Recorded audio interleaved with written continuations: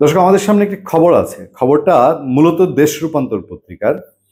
এবং দেশ রূপান্তর পত্রিকাটা কোন প্রতিষ্ঠানে আপনারা জানেন, কাদের মালিকানাধীন আপনাদের সেটা জানা আছে, সেই রূপায়ণ গ্রুপের। এবং দেশ রূপান্তর ওই পত্রিকার এই খবরটি পিক করেছে বিবিসি। সেই খবরটির হেডলাইন হচ্ছে আওয়ামী লীগের গোপন প্রস্তুতি। বাংলাদেশের রাজনীতিতে আওয়ামী লীগের কার্যক্রম নিষিদ্ধ এবং আওয়ামী লীগের খবরাখবর প্রচার করাটাও অনেকটাই নিষিদ্ধ, অফিসিয়ালি আনঅফিসিয়ালি দুরকমভাবেই বলা যায়।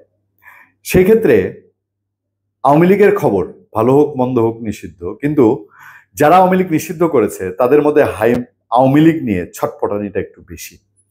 এই আওয়ামী লীগ চলে আসলো, এই দিক দিয়ে আসলো, ওই দিক দিয়ে আসলো, সীমানার এই পার দিয়ে আসলো, ওই পার দিয়ে আসলো, এবং প্রশাসন যন্ত্রে নানান রকম ক্যারিকাচার বিভিন্ন কিছু তুলে ধরা হয় যে এইটা করলে, রাজনীতিতে এই সিদ্ধান্ত নিলে ফেসিবাদ তথা আওয়ামী লীগ চলে আসবে। সেই সময়ে এই রিপোর্টটা দেশ রূপান্তর হয়ে বিবিসি পিক করেছে। বিবিসি তাদের দৈনন্দিন একটা কম্পাইল করে বাংলাদেশের সমস্ত পত্রপত্রিকার মেইন নিউজগুলো নিয়ে তারা চুজ করে। সেখানে বলা হচ্ছে, সরকারের নিষেধাজ্ঞা সত্ত্বেও আওয়ামী লীগ গোপনে মাসব্যাপী বিভিন্ন কর্মসূচি পরিকল্পনা করেছে, যার মাধ্যমে তারা দেশে অস্থিরতা তৈরির চেষ্টা করছে বলে গোয়েন্দা প্রতিবেদনে উঠে এসছে। এটা খেয়াল রাখবেন।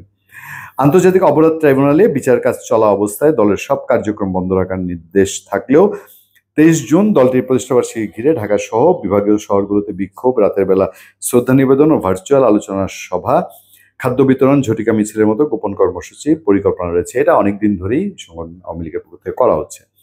পুলিশ র্যাবের চোখ ফাঁকি দিয়ে নেতাকর্মীরা ছদ্মবেশে বা সাধারণ মানুষের সঙ্গে মিশে কর্মসূচি পালন করছে।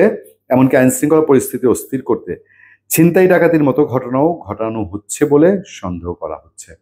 এটা খুবই অ্যালার্মিং। এবং বাংলাদেশে এটা যদি বলেন, আজকের প্রেক্ষাপটে এসে আওয়ামী লীগের জন্য একটা নিরপেক্ষ দৃষ্টিতে যদি বলেন, বাংলাদেশে কোনো রাজনৈতিক দলকে আপনি এই বিচারের বাইরে ফেলতে পারবেন না। বাংলাদেশে যে কোনো রাজনৈতিক দলই যখন ক্ষমতার বাইরে থাকে, তখন সরকার অস্থিতিশীল করার জন্য চুরি, ডাকাতি, রাহাজানি, খুন খারাপি, এগুলো পত্রিকার খবর যখন বেশি দেখা যায় ততই তারা খুশি হয়, মানে বিরোধী অংশ খুশি হয়।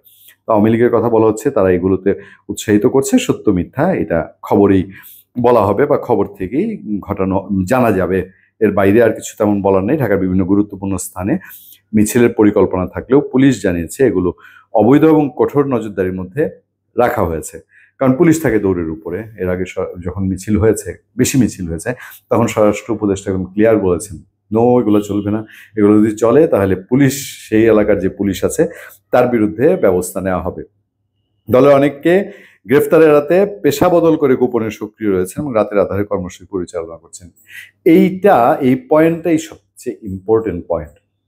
যে কোনো সংগঠন নিষিদ্ধ ঘোষণার পরে, সেই নিষিদ্ধ ঘোষণা করা সংগঠনের প্রতি কেউ যদি এত ডেডিকেটেড হয়, সে তার পেশা চেঞ্জ করবে, তাহলে বোঝাই যায় যে যারা নিষিদ্ধ করেছে তারা তাদেরকে কি ঠেলে দিচ্ছে এরকম যে একটা রাজনৈতিক ট্র্যাডিশন যেটা ছিল, সেই ট্র্যাডিশনের বাইরে একটা জনগোষ্ঠীকে এই টাইপের জায়গায় যাওয়ার জন্য।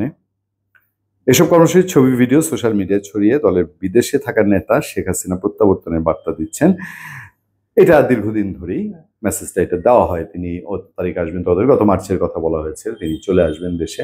যাই হোক, এগুলো একেবারেই আওয়ামী লীগ সংক্রান্ত কি হবে না হবে, আগামী দিনে আওয়ামী লীগের অবস্থান কি হবে, যারা আওয়ামী লীগ নিষিদ্ধ করেছেন তাদেরও একটা প্রস্তুতি আছে। এবং আমি বারবারই বলছি যে এই যে জুলাই ঘোষণাপত্র, জুলাই চার্টার যেটা হবে, সেইখানে আরো বেশি রকম এমন পথ থাকবে যে আওয়ামী লীগ বা আওয়ামী লীগের নেতৃবৃন্দ তারা যাতে কোনোভাবেই এই দেশে আর ইন করতে না পারেন।